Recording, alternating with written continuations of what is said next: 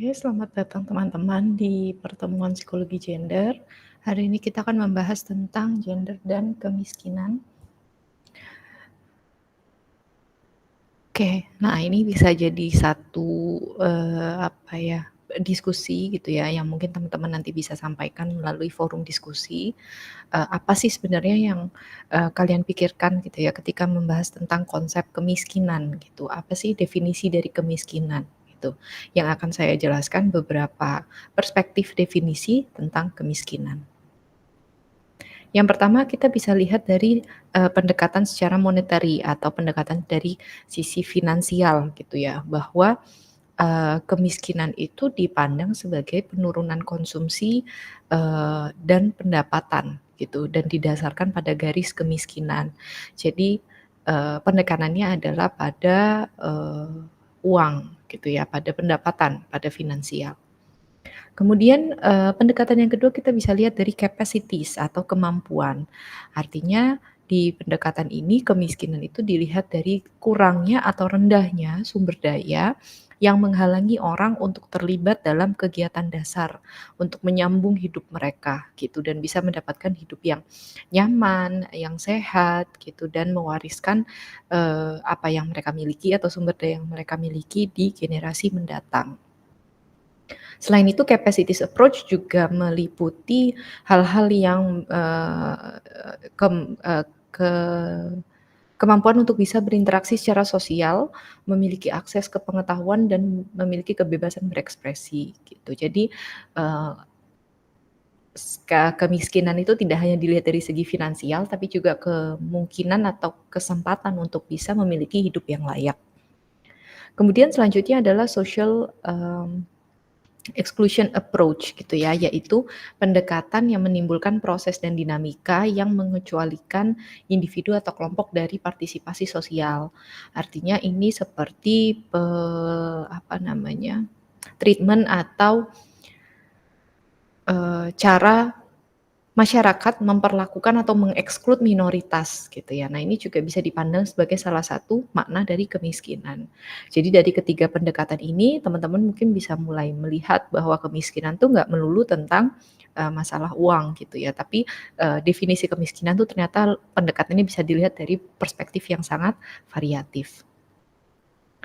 Oke, kita masuk ke poverty atau ya kemiskinan itu sendiri. Menurut Wijaya tahun 2014, poverty itu dilihat sebagai sesuatu yang sebuah masalah yang kompleks dan multidimensional gitu. Artinya seperti yang tadi saya sampaikan sebelumnya, tidak hanya meliputi tentang masalah ekonomi, tapi juga ternyata ini meliputi masalah multifacial deprivation atau rendahnya atau deprivasi terhadap aspek-aspek yang lebih struktural gitu, yang salah satunya tentunya akan kita kaitkan ke aspek gender. Nah, kemiskinan ini sendiri dipandang sebagai ketidakmampuan, dari sisi ekonomi untuk memenuhi kebutuhan dasar ya, jadi kebutuhan primer gitu, yang dilihatnya memang dari pengeluaran. Selain itu BPS juga melihat, kemiskinan itu dari angka pendapatan per kapita. Jadi penduduk itu dikategorikan sebagai penduduk miskin, ketika mereka memiliki rata-rata pengeluaran per kapita per bulan yang berada di bawah garis, kemiskinan. Nah, masih bicara tentang, nyambung dengan slide sebelumnya, bicara tentang garis kemiskinan, itu bicara tentang, mencerminkan nilai rupiah pengeluaran minimum yang diperlukan seseorang untuk memenuhi kebutuhan pokok hidupnya selama sebulan. Baik ini adalah kebutuhan pangan ataupun kebutuhan lainnya gitu, yang non pangan gitu. Jadi kalau di BPS itu mereka punya tentunya karena mereka sudah punya banyak data statistik, mereka bisa membuat perkiraan tolok ukur garis batas nilai rupiah berapa, yang diperlukan masyarakat, individu di Indonesia untuk bisa memenuhi kebutuhan hidupnya sehari-hari.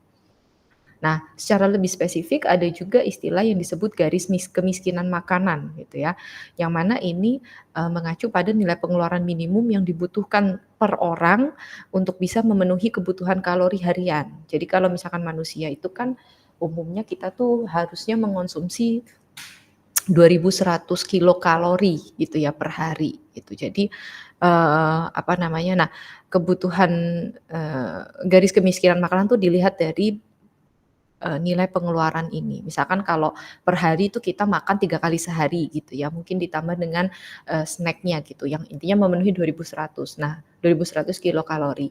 Nah, kira-kira sehari itu pengeluarannya butuh pengeluaran berapa gitu ya. Misalkan per orang itu ditaksir sekitar 75.000 gitu ya, Rp75.000. Nah, itu bisa jadi yang disebut dengan garis kemiskinan makanan atau GKM. Kemudian tadi yang seperti saya sampaikan bahwa ada tolok ukur kebutuhan pangan atau makanan dan ada yang non makanan. Nah, garis kemiskinan non makanan ini sama tapi dia berdasarkan kebutuhan seperti, rumah, sandang, pendidikan, dan kesehatan, gitu. Nah, kita mulai masuk spesifik nih, membahas tentang apa sih kaitannya kemiskinan dengan gender. Ternyata gender ini berperan, tentunya sebagai sebagai hasil, dari konstruksi sosial gitu ya, yang menciptakan fungsi dan peran yang berbeda antara laki-laki dan perempuan, itu ternyata berpengaruh juga, atas ketimpangan yang terjadi antara laki-laki dan perempuan dalam hal kesejahteraan. Sehingga masih, menurut Isdijjoso DKK tahun 2005, adanya peran gender gitu ya dan pembedaan peran dan tanggung jawab antara laki-laki dan perempuan dalam kehidupan bermasyarakat, itu menjadi faktor utama ketimpangan yang cenderung merugikan dan memiskinkan perempuan. Jadi lagi-lagi, menitik beratkan pada perempuan yang, perempuan berada di posisi yang tidak menguntungkan gitu ya. Jadi memang secara gender bisa dikatakan bahwa, apa namanya, perempuan itu, diprediksi lebih banyak perempuan yang miskin, atau lebih mungkin untuk miskin dibandingkan laki-laki. Nah, ini juga bisa menjadi satu pemantik diskusi gitu ya buat teman-teman. Apakah kalian setuju dengan, eee eee, pendapat ini atau hasil, apa namanya, pandangan terhadap gender dan kemiskinan ini?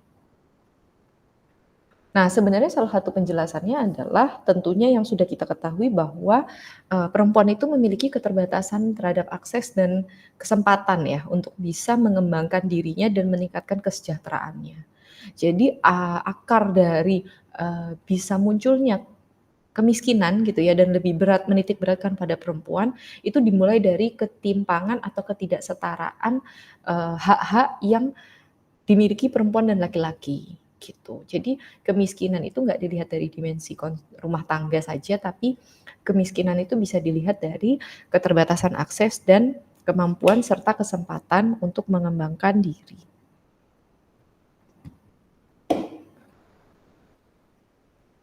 Yang artinya apa? Bahwa dengan begini maka bisa kita katakan relasi gender gitu ya, itu mempengaruhi kesempatan kerja, pembagian kerja, pendapatan, pendidikan, serta akses terhadap pelayanan pelayanan publik gitu.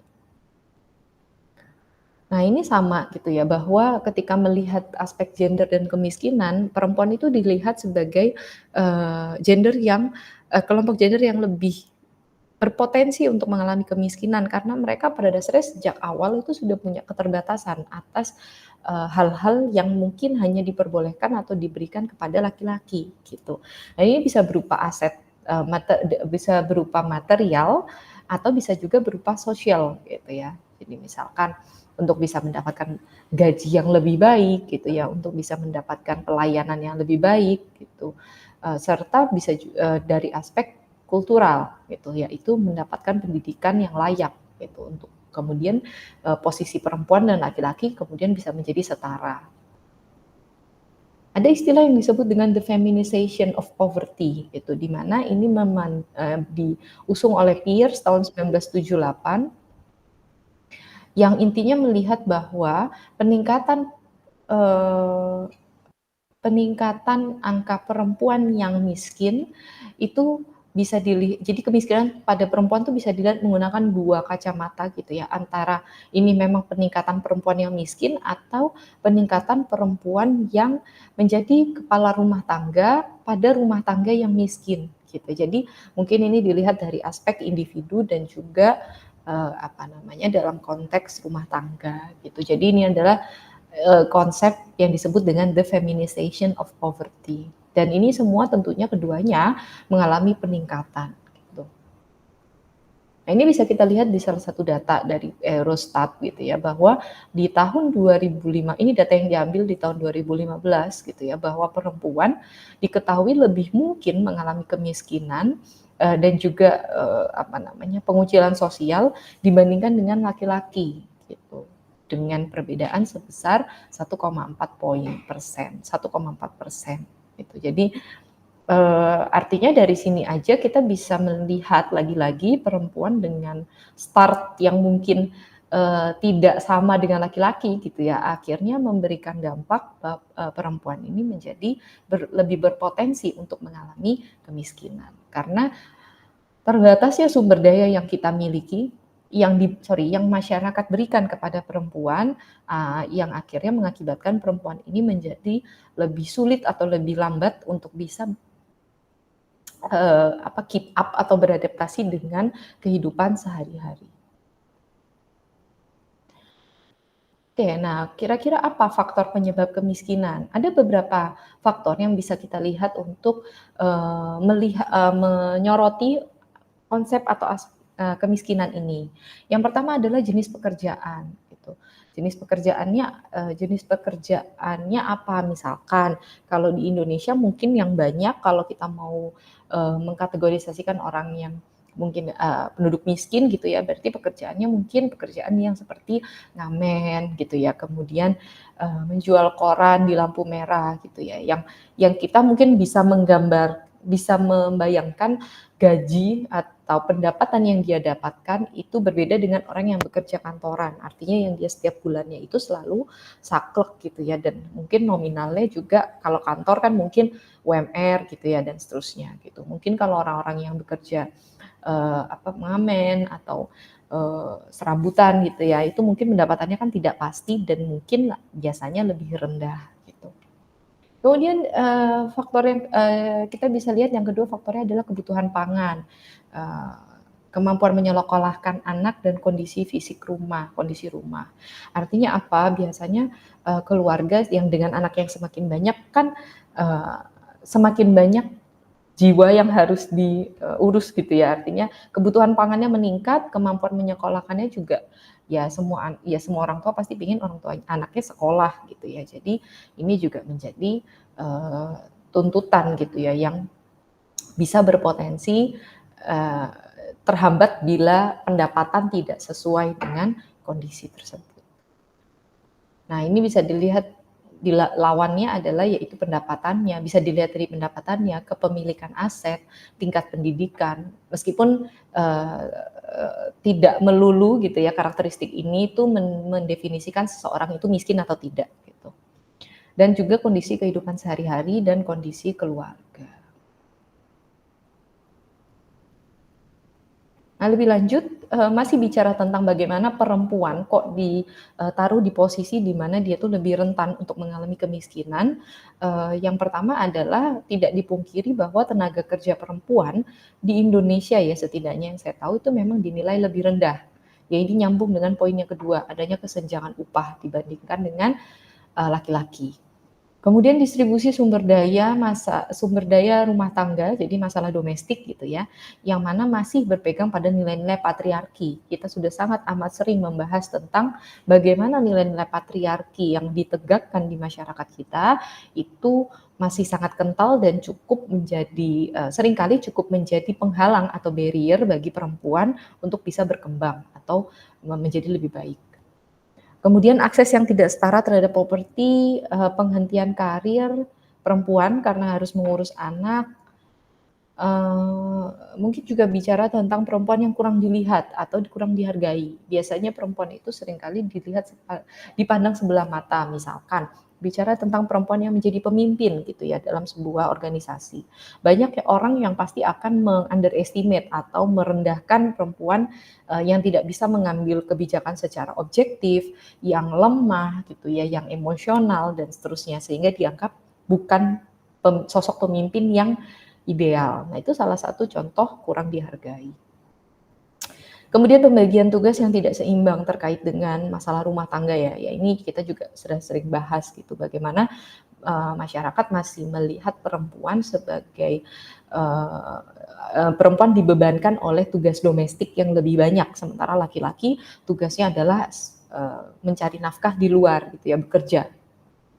Tapi berkaca lagi dari mungkin tugasnya teman-teman gitu ya, tugas observasinya teman-teman, apa namanya, itu kan dari banyak hasil sudah banyak melihat bahwa orang tua kalian tuh udah banyak yang tidak seperti ini gitu, jadi sudah bergeser, pembagian tugasnya lebih merata gitu ya, dan semua sama-sama tahu situasi, kondisi, kalau ibunya yang bekerja, ya bapaknya kalau bisa bantu di rumah ngerjain beberapa tugas rumah, ya dikerjakan gitu, dan sebaliknya gitu ya, jadi saling-saling. Tapi memang di luar sana secara general, di negara kita tuh masih menekankan, apa, norma semacam itu.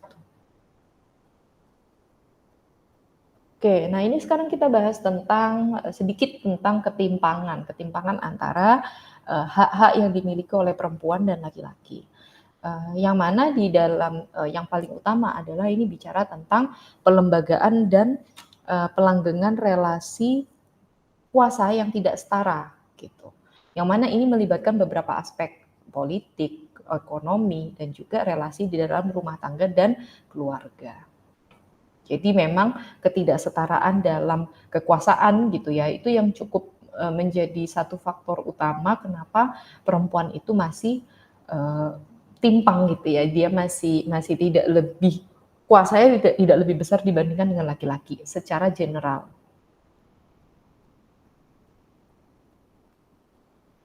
Nah, ini bisa kita lihat salah satunya adalah di perbedaan gaji gitu. Tadi kita juga sudah bahas bahwa di sini terlihat jelas bahwa laki-laki perbedaannya jauh sekali dibandingkan dengan perempuan dalam dalam pendapatan.